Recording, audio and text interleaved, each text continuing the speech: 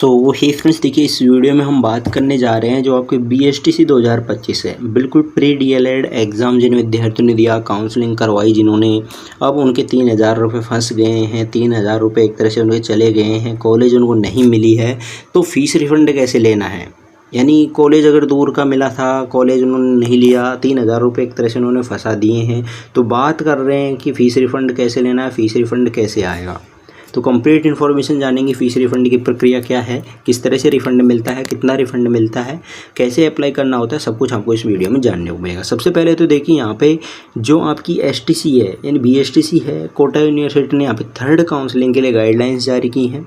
अगर आप third counselling के अगर गाइडलाइंस देखोगे तो यहाँ पे एक तो रिफ़ंड की चीज़ को आप समझ पाओगे, रिफ़ंड के फॉर्म कब शुरू होंगे, नेक्स्ट आगे की लिस्ट आएंगी कि नहीं आएंगी, क्या प्रक्रिया है। तो यहाँ पे देखिए इन्होंने तृतीय चरण की अलॉटमेंट रिपोर्टिंग संबंधी इन्होंने ये यहाँ पे जारी की है कि रिपोर्टिंग कब होगी। जो आपके थर्ड लिस्ट आई है उसकी रिपोर्टिंग की अंतिम तिथि क्या है, यहाँ पे 21 अगस्त तक यहाँ पे सुनिश्चित की गई है कि 21 अगस्त तक भुगतान करें और 18 अगस्त से 22 अगस्त के बीच में क्या करना है, रिपोर्टिंग करनी है। 22 अगस्त इन्होंने रिपोर्टिंग की दी है और प्रोविजनल स्लिप का इन्होंने दिया हुआ है। ये दस्तावेज इन्होंने दिए हैं कि ये दस्तावेज इनको अपलोड करने हैं, दस्तावेजों की सूची इन्होंने दे रखी है। अब ये सारे दस्तावेज हो जाते हैं तो यहाँ पे क्या लिखा है, 21 अगस्त तक जो विद्यार्थी रिपोर्टिंग नहीं करेगा उनका एडमिशन क्या होगा, निरस्त हो जाएगा। तो चलिए ठीक है भैया ना, ये एडमिशन निरस्त को इन्होंने डेट दे दी।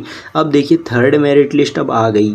अब बात आ जाती है कि क्या फोर्थ मेरिट लिस्ट आएगी या रिफंड के फॉर्म शुरू होंगे। देखिए पहली बात तो जिन विद्यार्थियों को कॉलेज मिलने थे अब तक वो मिल चुके। अब तक अगर कॉलेज आपको नहीं मिला तो अब कोई चांस नहीं है कि अब आगे कॉलेज आपको मिल जाए।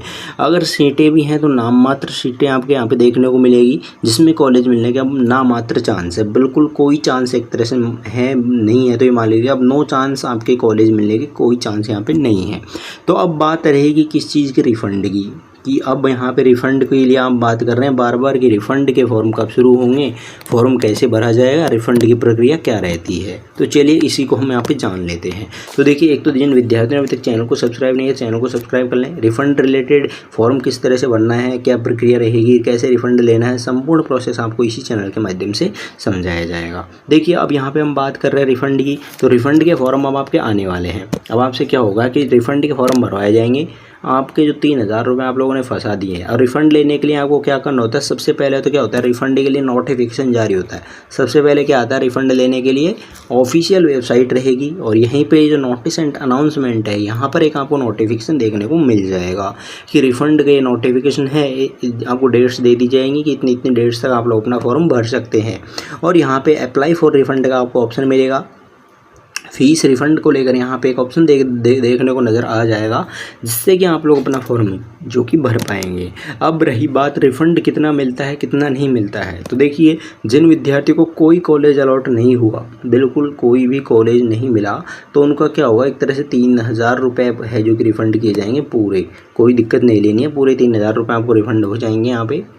तो क्या होगा कि आप लोगों को 3,000 रुपये रिफंड हो जाएंगे अगर आपको कोई भी कॉलेज अलॉट नहीं हुआ। और अगर आपको कॉलेज अलॉट हुआ, आपने कॉलेज नहीं लिया, तो आपके लगभग कभी कई बार कईयों के 2,800 आते हैं तो कईयों के 2,600 रुपये भी आते हैं। लेकिन कोशिश रहती है ज़्यादातर विद्यार्थियों को 2,800 रुपये जो कि रिफ़ंड है जो कि किए जाते हैं। यहाँ पर भी कई बार 200 रुपये काट लिए जाते हैं, 2,800 रुपये दिए जाते हैं। तो मान के चलिए मिनिमम आपके 2,800 रुपये तो आएंगे ही आएंगे।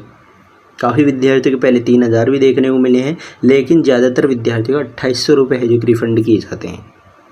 क्या होता है कि कॉलेज नहीं मिलने पर कई विद्यार्थियों को 2,800 रुपये दिए जाते हैं और गर्ल्स के तो ऑलमोस्ट 3,000 ही आते हैं, लेकिन बॉयज़ के 200 रुपये काट लिए जाते हैं, 2,800 रुपये दे देते हैं। और जिनको कॉलेज मिल जाता है और कॉलेज वो लेते नहीं हैं तो 2,600 रुपये आते हैं। यानी रिफ़ंड नहीं, यानी रिपोर्टिंग नहीं करने वालों का, बिल्कुल रिपोर्टिंग नहीं करने वालों को कितना आता है, 2,600 रुपये आता है, उनके 400 रुपये है जो कि काटे जाते हैं। तो ये तो है आपकी रिफ़ंड की प्रक्रिया के इतने इतने आपके रिफ़ंड आ जाते हैं।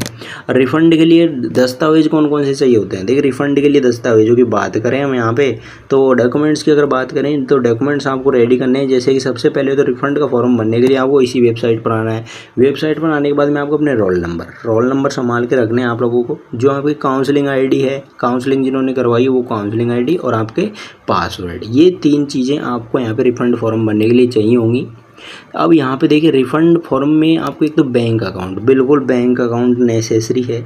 जिसमें आपको बैंक अकाउंट बैंक की पासबुक डलवाई जाती है। जिसमें क्या होता है कि एक तो आप यानी खुद का लगा सकते हैं, बिल्कुल खुद का लगा सकते हैं, या फिर फादर या फिर मदर, इन तीनों में से आप किसी एक का अकाउंट लगा सकते हैं, लेकिन कोशिश करो खुद का ही लगाएं। देखिए खुद का अगर अकाउंट लगाते हैं तो सेफ़ है, उसमें रिफ़ंड जल्दी भी डलता है और कोई तरह का इश्यू नहीं होता।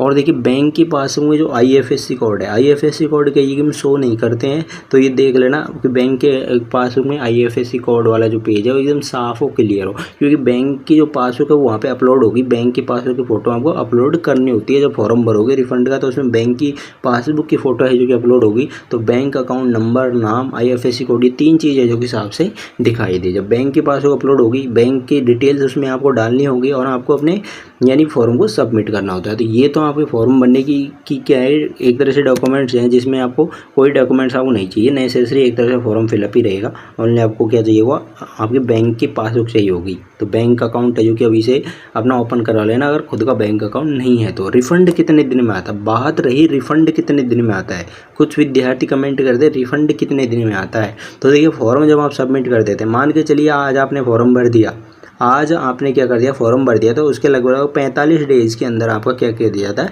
रिफ़ंड कर दिया जाता है। यानी 30 + 15 है, यानी लगभग 1.5 महीना आपका लग जाता है रिफ़ंड आने में, 1 से 1.5 महीना लगता है रिफ़ंड फॉर्म भरने के बाद में।